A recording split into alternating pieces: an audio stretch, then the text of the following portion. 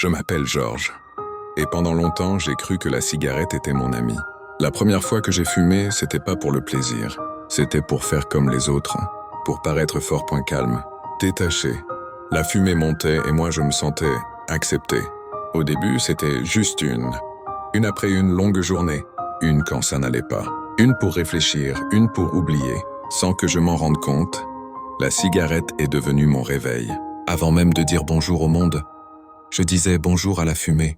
Elle était là quand j'étais stressé, quand j'étais en colère, même quand j'étais heureux. Le plus dangereux, ce n'est pas la cigarette elle-même, c'est le mensonge qu'elle te murmure. Elle te dit qu'elle t'aide à respirer, alors qu'en réalité, elle t'apprend à manquer d'air. J'ai commencé à sentir les signes, l'essoufflement, la toux qui s'invite sans prévenir, l'odeur sur mes vêtements, dans ma bouche, dans ma vie. Mais je continuais, parce que l'addiction, ce n'est pas un manque de volonté. C'est un combat silencieux contre soi-même.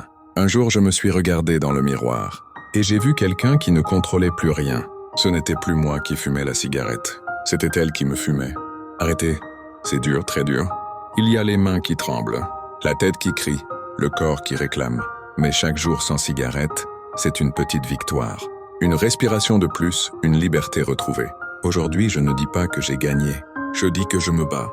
Et parfois, se battre, c'est déjà être en train de gagner. Si tu te reconnais dans mon histoire, sache une chose. Tu n'es pas faible, tu es humain. Et tu mérites de respirer sans dépendre de la fumée.